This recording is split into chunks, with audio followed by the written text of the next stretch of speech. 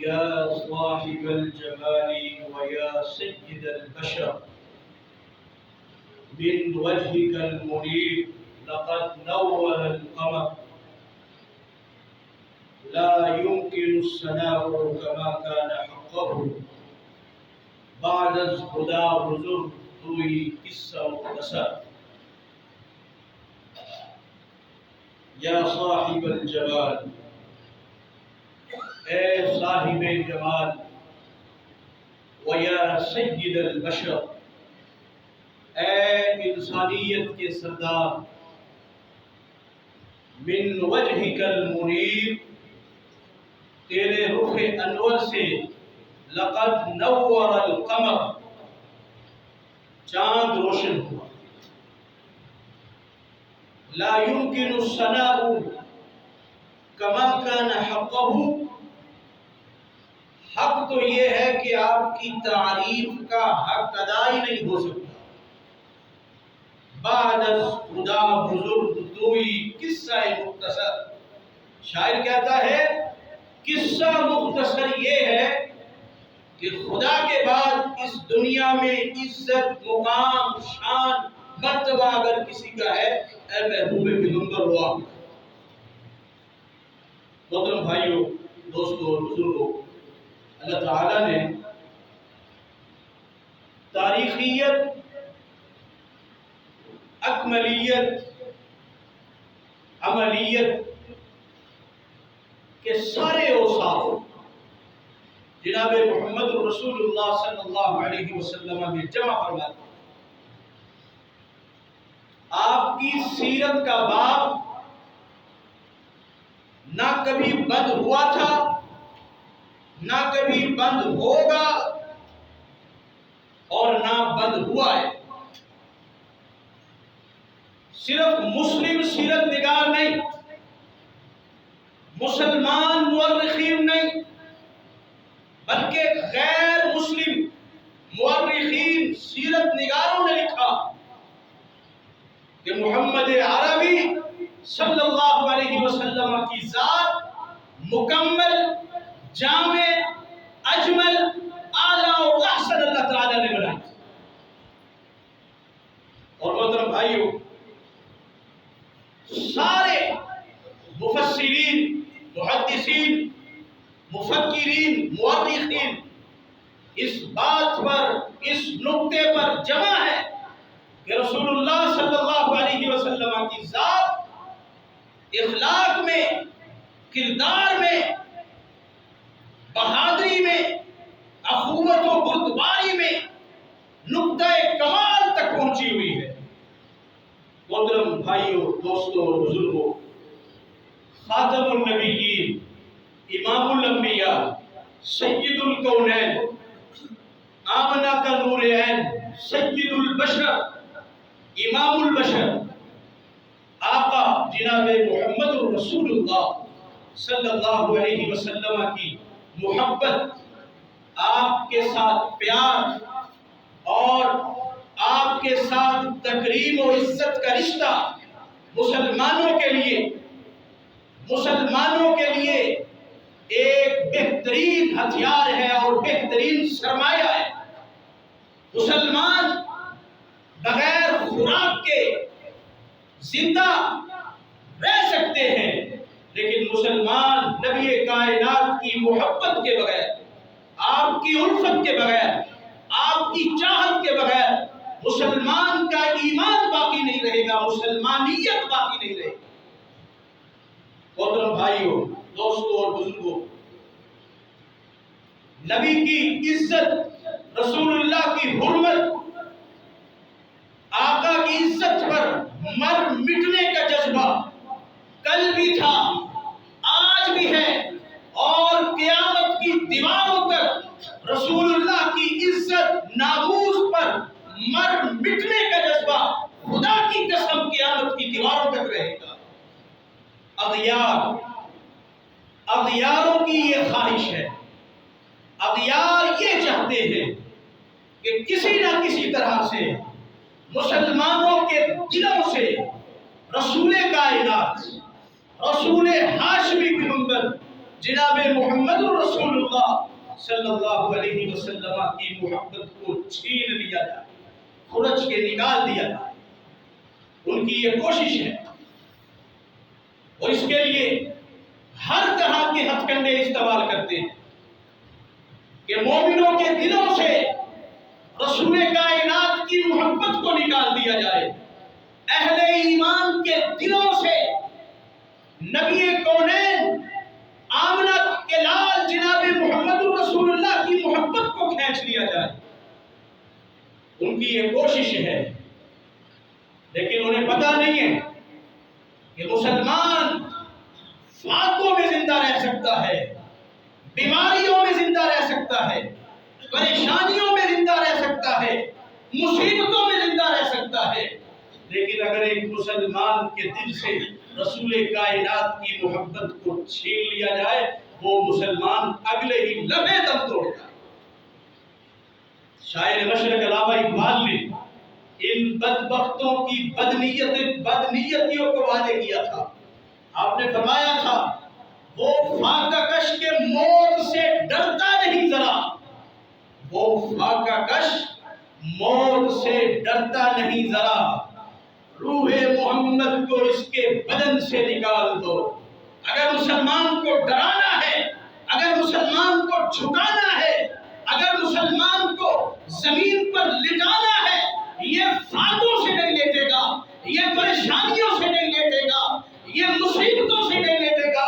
اگر اسے ہرانا ہے، روح محمد کو مسلمان کے بدن سے نکال دیجیے، اس کے دل سے رسول اللہ کی روح، آپ کی محبت، آپ کا پیار، آپ کی شفقت، آپ سے جو دل لگی اہل ایمان کو اللہ نے عطا کی ہے، اگر مسلمان کو زیر لگی کرنا ہے، اگر مسلمان کو زیر کرنا ہے، تو اس کے دل سے، اس کے دماغ سے رسول کائنات کی محبت کو نکال دیجیے۔ اہل ایمان، اللہ تعالیٰ نے اہل ایمان کو رسول کائنات کی محبت عطا فرمائی، اس میں کوئی شک نہیں ہے۔ غیر مسلم اقوام جب رسول کائنات کی غیر معمولی مقبولیت کو دیکھ رہے ہیں آج کہ پوری دنیا میں اسلام کا کلمہ پڑھنے والے رسول اللہ کی محبت کو اپنے دل و دماغ میں، اپنے سینوں سے لگائے ہوئے چاروں عالم میں ہر طرف اہل ایمان نظر آتے ہیں، مسلمان نظر آتے ہیں، مومن نظر آتے ہیں، چاہے وہ یورپ کے ملک ہوں یا ہندوستان کے علاقے ہوں، مسلمانوں کی تعداد میں اضافہ اور رسول کائنات کی غیر معمولی مقبولیت کو دیکھ کے جب یہ بدبخت گھبراتے ہیں تو پھر یہ اپنے خود سے باطن کا اظہار کرتے ہیں۔ کیسے؟ پھر یہ کبھی معاذ اللہ سرور کونین کی عزت کو کم کرنے کے لیے کبھی یہ خاکے بناتے ہیں، اور کبھی یہ اپنی غلیظ اور گندی زبان کو رسول اللہ کی شان اقدس میں دراز کرتے ہیں کہ آقا کا معیار کم کیا جائے، نبی کی محبت کو کم کیا جائے۔ لیکن ان بدبختوں کو پتہ نہیں ہے اہل ایمان کو رسول اللہ کی محبت کو مٹانا یہ کوئی آسان کھیل نہیں ہے۔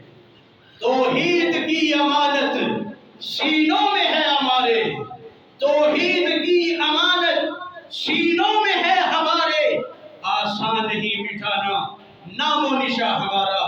اہل کفر اغیار جب یہ بدبخت رسول اللہ کی بڑھتی ہوئی مقبولیت کو دیکھتے ہیں پھر ان سے ہضم نہیں ہوتا، پھر ان کی گندی زبانیں چلتی ہیں جو رسول اللہ کی عزت پر، آپ کی حرمت پر، آپ کی ناموس پر یہ حملے کرتے ہیں، اور ان کی خواہش یہ ہے کہ نبی کی محبت کے چراغ کو بجھا دیا جائے، اسلام کے چراغ کو بجھا دیا جائے، اور ان کی خواہش یہی ہے۔ اللہ قرآن میں بھی یہی فرماتے ہیں یریدون لیطفئوا نور اللہ بافواہہم یہ کافر کیا چاہتے ہیں؟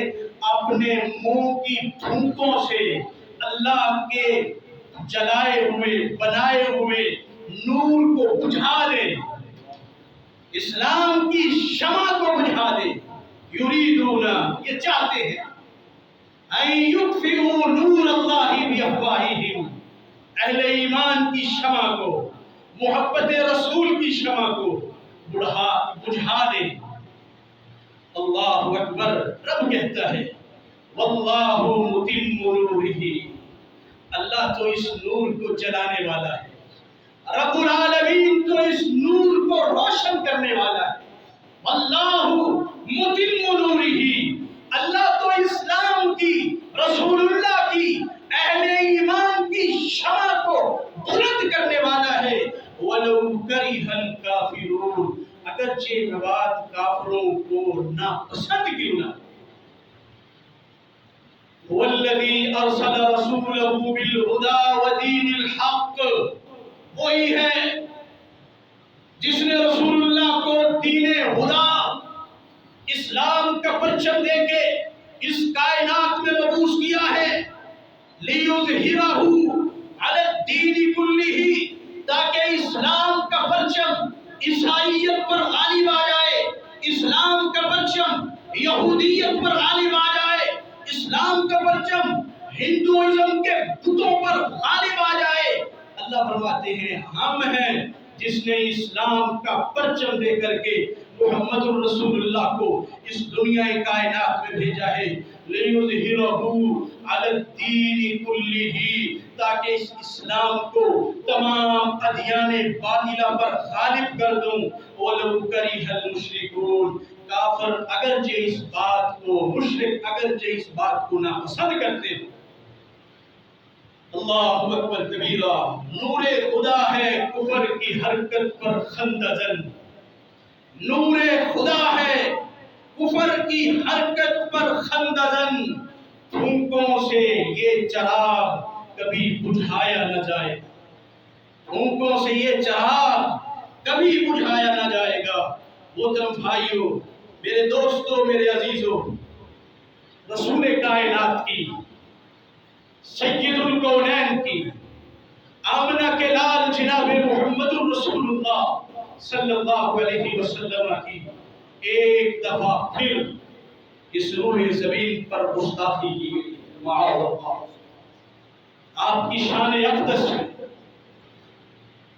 آپ کی حرمت پر حملے کیے گئے۔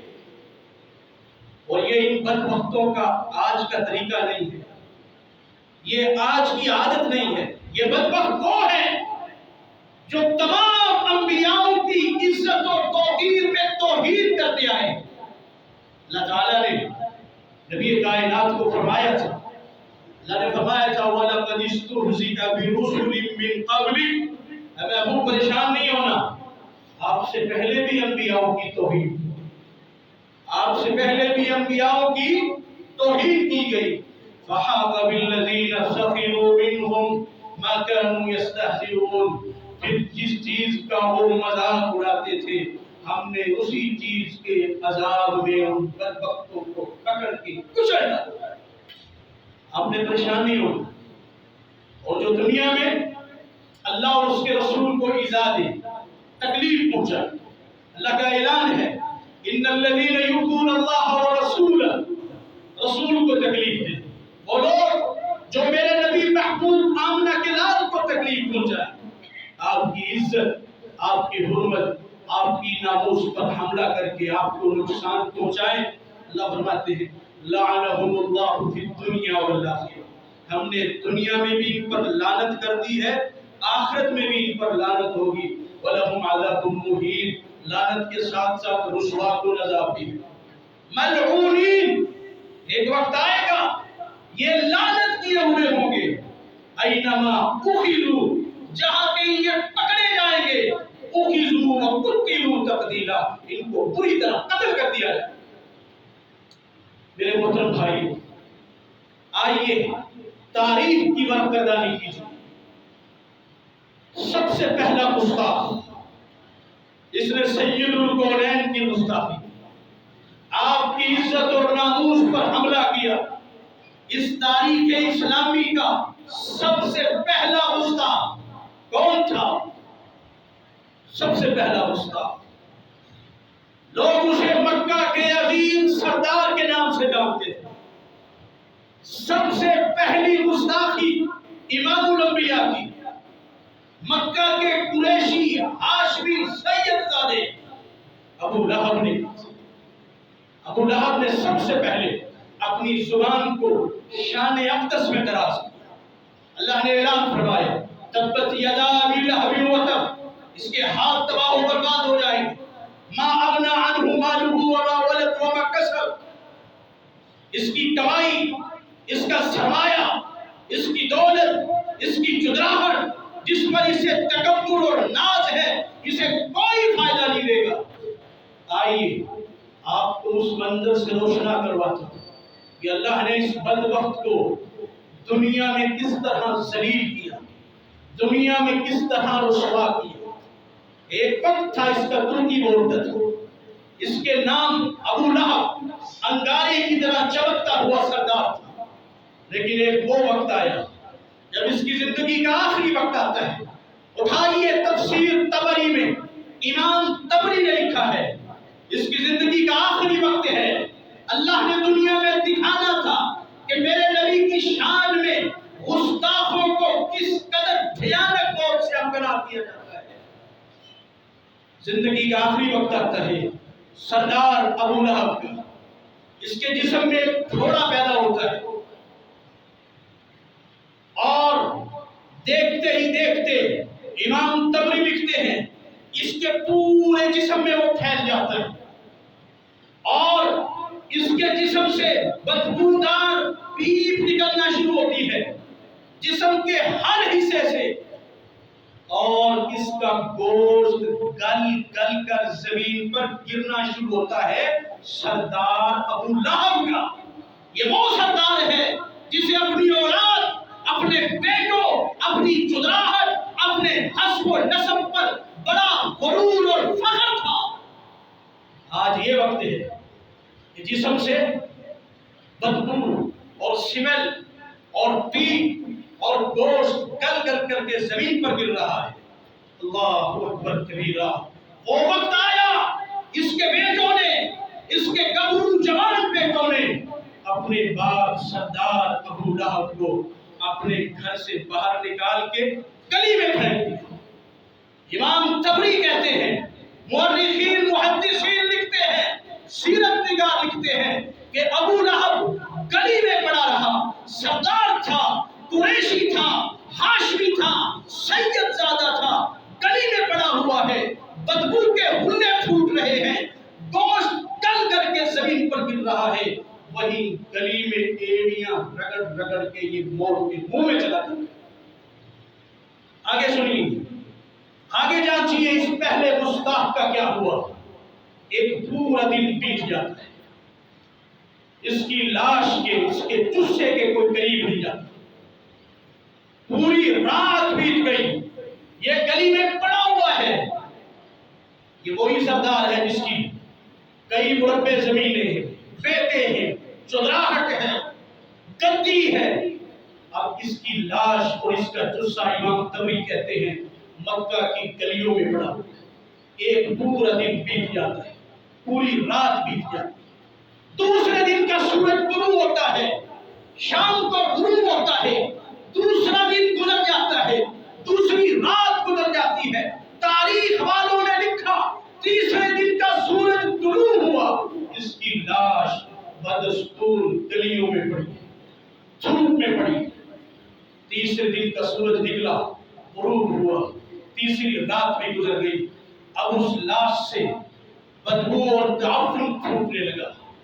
دائیں بائیں کے باسی، دائیں بائیں کے رہائشی، دائیں بائیں کے قریشی اور ہاشمی اور سید زادے آتے ہیں اور آ کے ابو لہب کے فرزند اور بیٹوں کو لعن طعن کرتے ہیں کہ شرم کرو، تمہارا باپ تھا، اب تو اس بدبخت کو اٹھاؤ اور مکہ کی پر فطر اور پر معطر فضاؤں کو پاک کرو، اب تو اس کے گندے جسم کو اٹھا لو۔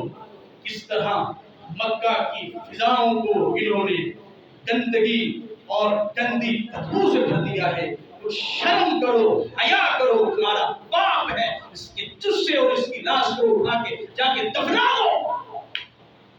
اللہ اکبر کبیرہ.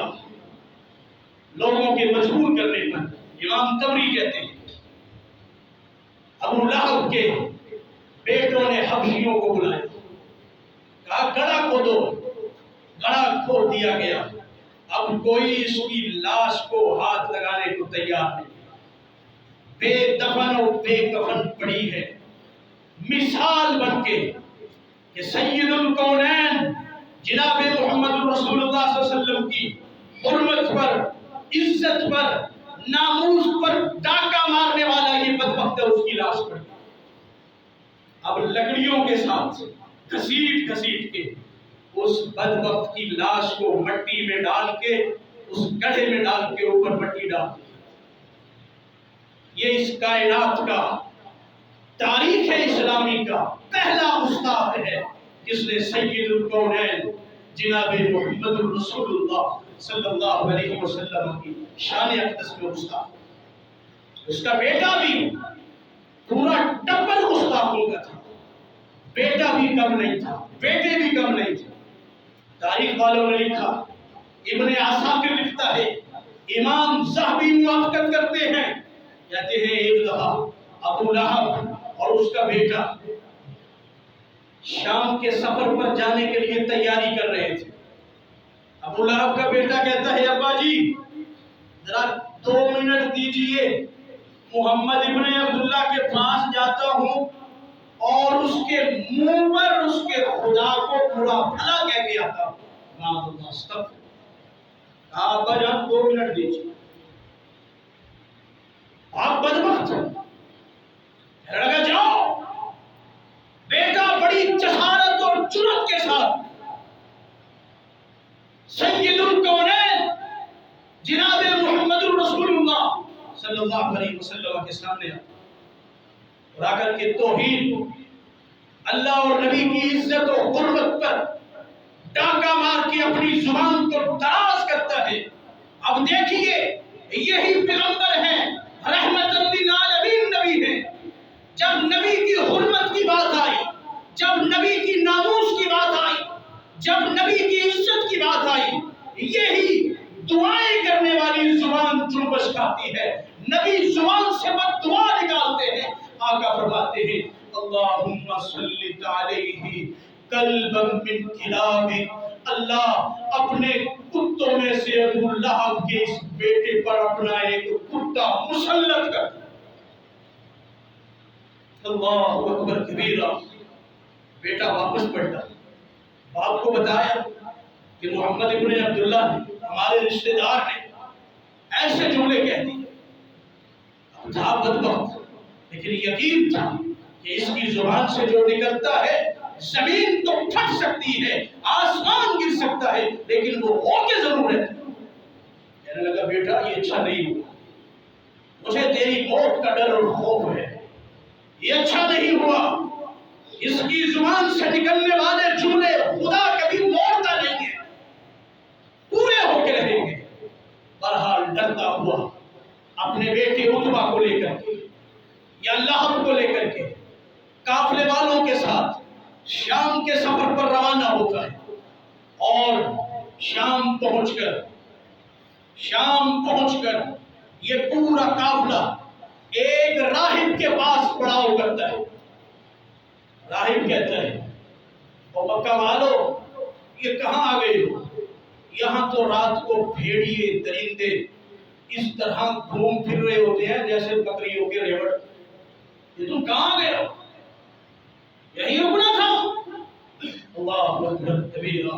ابن عساکر لکھتا ہے، امام ذہبی موافقت کرتے ہیں، ابو لہب یہ بات سن کے اس کے دل میں کھٹکا پیدا ہو گیا، کھٹک کے رہ گیا اور سارے قافلے والوں کو جمع کرتا ہے اور کہتا ہے میری عمر کا لحاظ کرو، میں ہاشمی شہزادہ ہوں، بوڑھا ہو چکا ہوں، میرے تمہارے اوپر بڑے حقوق ہیں، میری بات سنو اور اس پر عمل کرو.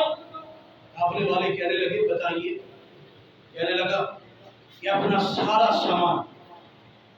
سامان لے کے آؤ اور اس راہب کے عبادت خانے کے ساتھ جمع کرو، جب سامان کا ڈھیر لگ جائے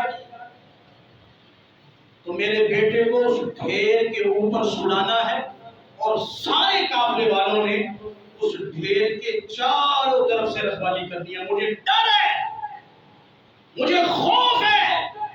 محمد ابن عبداللہ نے جو بات کہی ہے، اللہم سلط علیہ کلبا من کلاب، اللہ اپنے کتوں میں سے اس بدبخت پر ایک کتا مسلط کر دے، مجھے ڈر ہے مجھے، کہیں وہ آج رات مسلط نہ ہو۔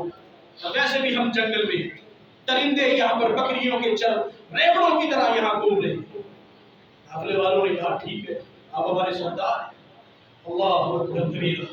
ابن عساکر کہتے ہیں، امام صاحب بھی موافقت کرتے ہیں، اسی طرح ڈھیر لگایا گیا، بیٹے کو اوپر سلایا گیا، پورا قافلہ چاروں طرف سے حفاظت، سیکیورٹی اور نگرانی کے لیے کھڑا ہو گیا۔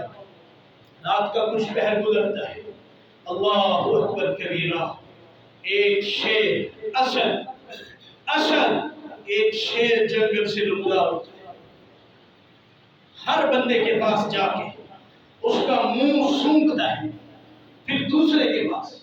اور یہ قصہ کہانی نہیں ہے، یہ کوئی سنی سنائی گھڑی کھڑائی بات نہیں ہے، امام ذہبی نے لکھا ہے، امام ابن عساکر بڑی چوٹی کے مورخین ہیں، بڑی چوٹی کے مستند۔ اب شیر ایک کا منہ سونگ کے دوسرے کے پاس، تیسرے کے پاس، چوتھے کے پاس، لکھنے والوں نے لکھا وہ تلاش کر رہا، سب کے منہ سونگ لیے، پھر الٹے قدم واپس پلٹتا ہے، لوگ خوش ہوئے کہ جان چھوٹ گئی، الٹے قدم واپس پلٹ کے بڑی تیزی سے آ کے چھلانگ لگا کے اس بلندی پر چڑھ جاتا ہے اور جا کے منہ سونگتا ہے، لوگوں